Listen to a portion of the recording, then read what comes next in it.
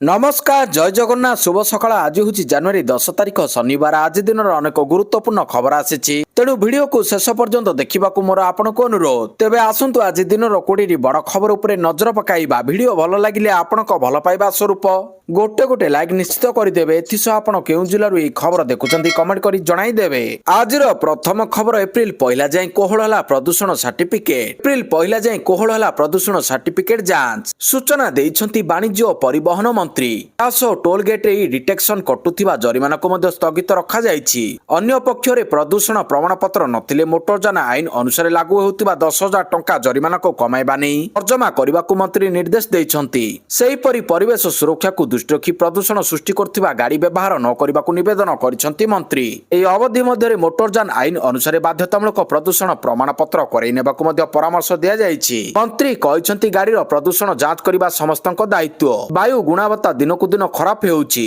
ओडिशा रे मात्र 21% गाड़ी रे प्रदूषण प्रमाणपत्र रहिछि। अनेक गाड़ी एही नियमर व्यापक उल्लंघन करुछंती। एहाकू दृष्टि रखी एही दिगरे सचेतनता वृद्धि करबाकू प्रदूषण प्रमाणपत्र को गुरुत्व दिया जाइछि। परवर्ती खबर ईरान को अमेरिकार कड़ा चेतावनी। अमेरिका राष्ट्रपति डोनाल्ड ट्रम्प ईरान को कड़ा चेतावनी दैछंती। कहिसंती जदि ईरान कर्तृपक्ष देशव्यापी प्रदर्शन करथिबा लोकंक विरोध रे हिंसा आचरण करंती तेबे अमेरिका आक्रमण करिवो। ट्रम्प को मंतव्य ईरान को भयभीत कराइछि। शांतिपूर्ण प्रतिवादकारी को विपद रे पकाई पारे एपरि कार्यानुष्ठान ग्रहण करिबा तेहरान को बारंबार सतर्क कराइछंती। परवर्ती खबर श्रीमंदिर भक्त निवास पार्किंग फी 500 टंका रहिबो स्पष्ट कले श्रीमंदिर मुख्य प्रशासक।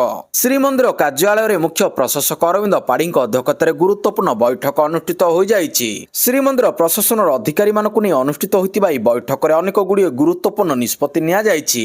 बैठक पर मुख्य प्रशासक अरविंद पाढ़ी प्रतिक्रिया रखिछंती। आगामी रथयात्रा अवसर रे रथ निर्माण पय आवश्यक थिबा रथ काठकु नै बैठक रे आलोचना होइछि। रथ निर्माण पय समस्त काठ किबोली ठीक समय पहुंची पारिबो से नै गुरुत्व दिया जाइछि। सेबडे रत्न भंडार रत्न अलंकार गणति मणति नै आसंता जनवरी 17 तारिख रे श्रीमंदिर परिचालना कमिटीर जरूरी बैठक डका जाइछि। रत्न अलंकार गणति मणति नै प्रस्तुत एसओपी उपरे बैठक रे आलोचना हेबो। महाप्रभु विजय पुरी राजस्व जमी उपरे मध्ये आलोचना होइछि। श्री गुंडीचा मंदिर रे सर्वसाधारण को दर्शन नै खूब शीघ्र निष्पत्ति निया जिवो। मागणा रे जोता स्टैंड सहित अन्य व्यवस्था करा जिवो। परवर्ती खबर जनवरी रे हिताधिकारी को मिलिबो 10 लाख पक्का घर।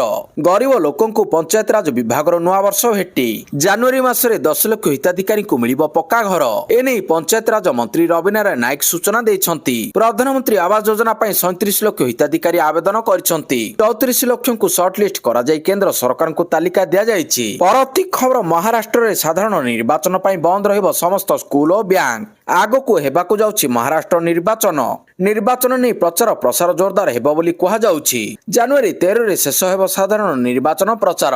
एनै राज्य कमिशन शुक्रवार कहिसंती। महाराष्ट्र रे साधारण निर्वाचन पय बंद रहिबो समस्त स्कूल और बैंक। जनवरी 15 तारिख 29 टी नगर निगम अधीन रे आसुतिबा शहर गुडी करे साधारण छुट्टी रहिबो जेउठारे नागरिक निर्वाचन पय अनुष्ठित हेबो। परवर्ती खबर लालू को बड़ झटका 40 जन को विरोध रे चार्ज फ्रेम। लालू यादव को बड़ झटका पूर्वतन रेल मंत्री लालू प्रसाद यादव को कोर्ट रु बड़ झटका लागिछि। दिल्ली रो एक अदालत शुक्रवार लैंड फॉर जॉब स्कैम मामला रे लालू प्रसाद यादव तांको परिवार एवं अन्य मानक विरोध रे अभियोग फर्द दाखल करछंती। कोर्ट निज निर्देश रे स्पष्ट करछंती जे लालू यादव एवं तांको परिवार विरोध रे लगा जायतिबा अभियोग रे दृढ़ प्रमाण मिलिछि।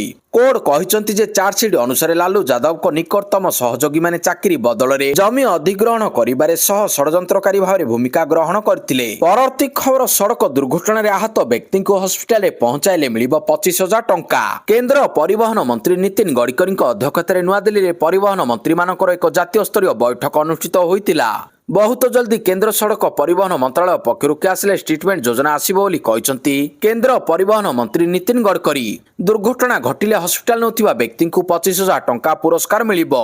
या सहित दुर्घटना पर हॉस्पिटल रे रोगी को 7 दिन पय तुरंत 1.5 लाख टंकार चिकित्सा सुविधा दिया जिवो। जेउ गाड़ी रे इंश्योरेंस नथिबो सेति पय चिकित्सा अर्थ सड़क सुरक्षा राशि रु दिया जिवो बोली से कहिसंती। परवर्ती खबर गाड़ी रे लागिबो सेंसर। दुर्घटना को एडाइबा पय मास्टर प्लान एथि पय गाड़ी रे लगाजिबो सेंसर। 2026 ଶେଷ ସୁଦ୍ଧା ଭେହିକଲ ଟୁ ଭେହିକଲ ଯୋଗାଯୋଗ ପ୍ରଯୁକ୍ତି ବିଦ୍ୟା କାର୍ଯ୍ୟକାରୀ କରିବାକୁ ଯୋଜନା କରୁଛନ୍ତି କେନ୍ଦ୍ର ସରକାର। ସମସ୍ତ ନୂଆ ଗାଡିରେ ମାତ୍ର 5 ରୁ 7 ହଜାର ଟଙ୍କାରେ ଏହି ସେନ୍ସର ଲଗାଯିବ, ଯାହା ଫଳରେ ରାସ୍ତାରେ କିଛି ଅସୁବିଧା ଥିଲେ ବୁଲାଣି ସ୍ଥାନରେ ଏହି ସେନ୍ସର ଗାଡି ଚାଳକକୁ ଆଲର୍ଟ କରିବ।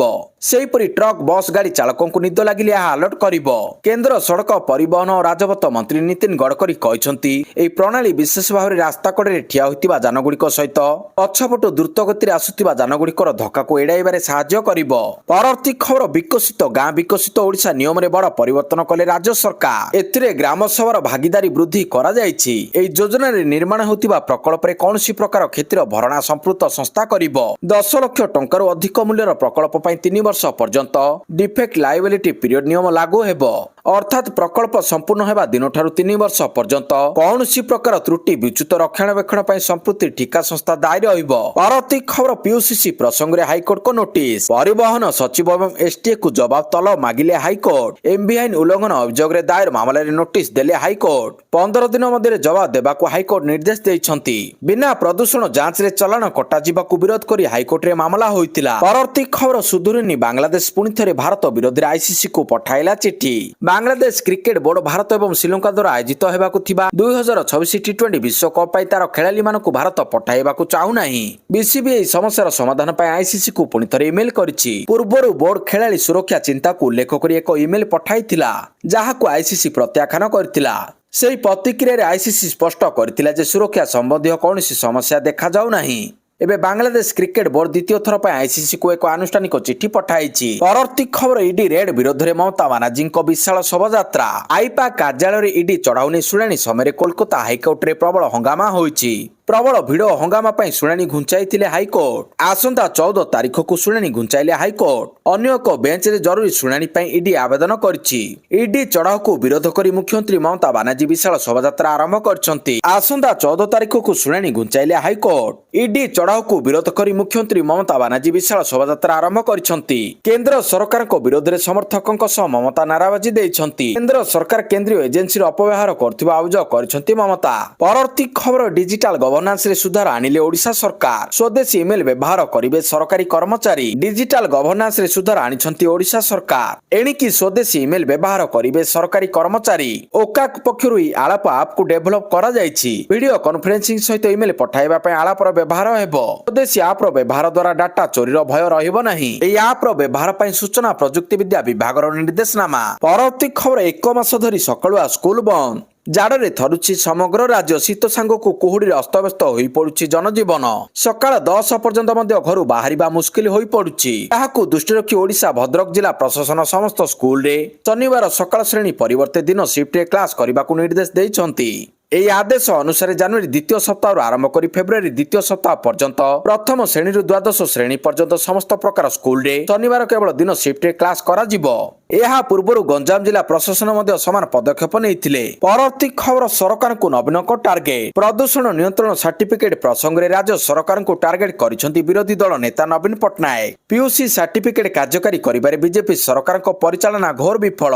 ବାରମ୍ବାର ନୀତିଗତ ତ୍ରୁଟି ପାଇଁ ଓଡ଼ିଶାର ସାଧାରଣ ଜନତା ବହୁ ଅସୁବିଧାର ସମ୍ମୁଖୀନ ହୋଇଛନ୍ତି। ପ୍ରଥମେ ଘୋଷଣା କଲେ ଜାନୁଆରୀ 1ରୁ ନୋ ପିୟୁସି ନୋ ଫ୍ୟୁଏଲ। ହଠାତ୍ ଘୋଷଣା ଯୋଗୁଁ ରାଜ୍ୟ ସାରା ପରୀକ୍ଷା କେନ୍ଦ୍ରଗୁଡ଼ିକରେ ଲମ୍ବା ଧାଡି ସହିତ ଲୋକେ ଦହଗଞ୍ଜ ହୋଇଥିଲେ। ଭିତ୍ତିଭୂମି ନଥିବାରୁ ଲୋକେ ହଇରାଣ ହେଲେ। ଜନସାଧାରଣଙ୍କ ଆକ୍ରୋଶର ସମ୍ମୁଖୀନ ହୋଇ ସରକାର ଅନେକ ଥର ୟୁଟର୍ନ ନେବାକୁ ବାଧ୍ୟ ହୋଇଛନ୍ତି। ପରବର୍ତ୍ତୀ ଖବର 63 ମାଓବାଦୀଙ୍କ ଆତ୍ମସମର୍ପଣ। ମୁଣ୍ଡରେ ଥିଲା କୋଟିରୁ ଅଧିକ ପୁରସ୍କାର ରାଶି। ଛତିଶଗଡ଼ ସରକାରଙ୍କ ପୁନର୍ବାସ ଯୋଜନା ଦ୍ୱାରା ଅନୁପ୍ରାଣିତ ହୋଇ ଦନ୍ତେୱାଡା ଜିଲ୍ଲାରେ 63 ଜଣ ନକ୍ସଲ ଆତ୍ମସମର୍ପଣ କରିଛନ୍ତି।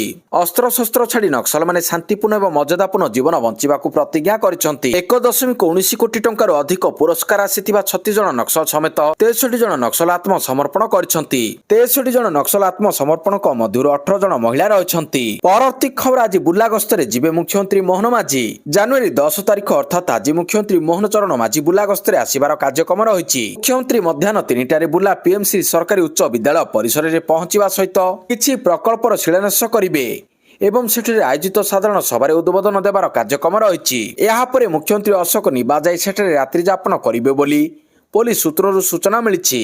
ପରବର୍ତ୍ତୀ ଖବର ଭାରତ ଆସିବା ପାଇଁ ବାଂଲାଦେଶ କ୍ରିକେଟ ବୋର୍ଡ 2 ଫାଳ। ବାଂଲାଦେଶର କ୍ରିକେଟ ବୋର୍ଡରେ ଫାଟ। टी20 विश्वकप को नहीं बांग्लादेश क्रिकेट बोर्ड अधिकारी माने दुई भाग हो जाइछंती। गोटे गोष्ठी भारत सपक्ष रे बाहरिबा सह भारत मैच खेलिले कौनसी असुविधा नाही बोली कहिछि। अन्य दिगरे आउ गोटे गोष्ठी भारत रु मैच परिवर्तन पई दाबी करछि। परवर्ती खबर ओडिशा दक्षता प्रतियोगितार समापनी समारोह रे जोग देले मुख्यमंत्री। ओडिशा रे व्यापक शिल्पायन प्रक्रिया आरंभ होइछि। निजको कौनसी क्षेत्र रे दक्ष करांतु देखिबे आमरी ओडिशा रे ही आपनको नियुक्ति मिलिबो कारण दक्षता क्षेत्र समस्त स्तर रे उत्कर्षता हासिल करिबा होछि आमर लक्ष्य बोली मुख्यमंत्री श्री मोहन माझी ओडिशा दक्षता प्रतियोगिता 2025-26 समापनी समारोह रे राज्यर दक्ष और युव कुशली छात्र छात्री मानक उद्बोधन देई कहिसंती। एई दक्षता प्रतियोगिता रे उल्लेखनीय प्रदर्शन करथिबा छात्र छात्री मानक मध्यरु 54 जन को स्वर्ण 53 जन को रौप्य एवं 50 जन को ब्रोंज पदक देई मुख्यमंत्री पुरस्कृत करथिले। स्वर्ण विजेता मानक 25,000 रौप्य विजेता को 20,000 एवं ब्रोंज विजेता को 15,000 टंका कैश प्राइज और मानपत्र दिया जाइतिला।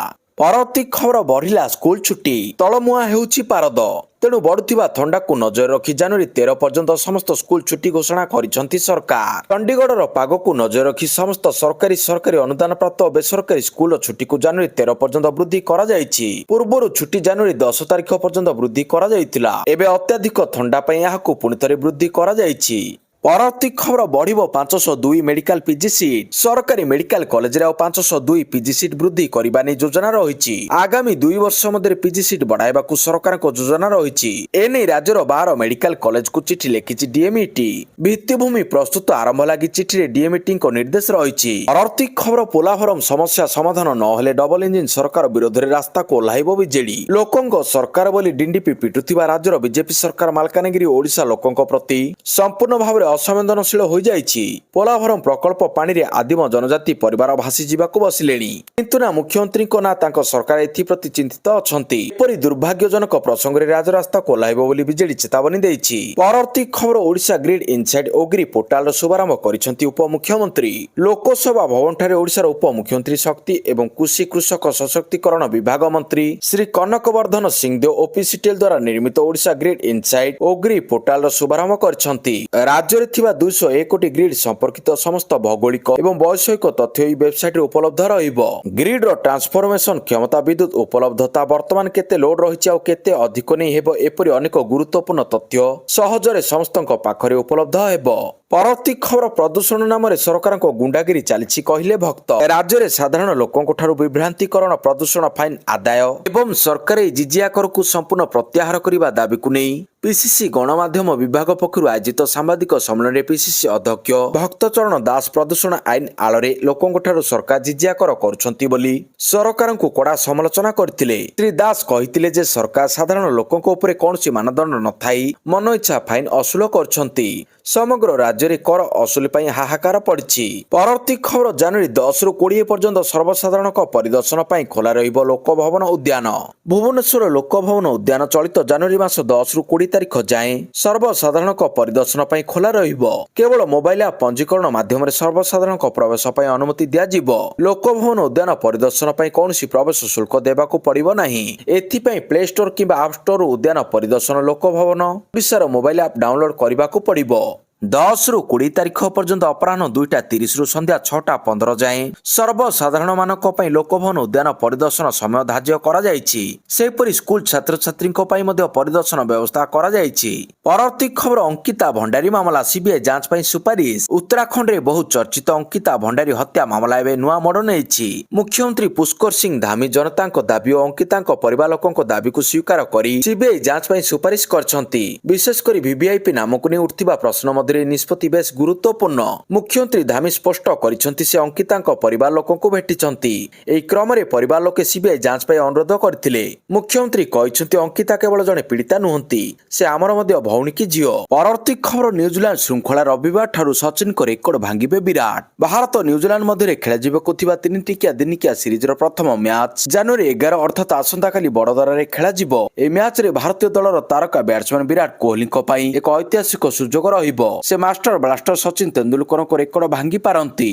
ପରବର୍ତ୍ତୀ ଖବର ପ୍ରଭୁ ଶ୍ରୀ ଲିଙ୍ଗରାଜଙ୍କ ସ୍ୱତ୍ୱାଧିକାର ନେଇ ଆଇନ ମନ୍ତ୍ରୀଙ୍କୁ ଅନ୍ତରୀଣ ରିପୋର୍ଟ ପ୍ରଦାନ କଲେ ଜଷ୍ଟିସ ଡିପି ଚୌଧୁରୀ କମିଟି।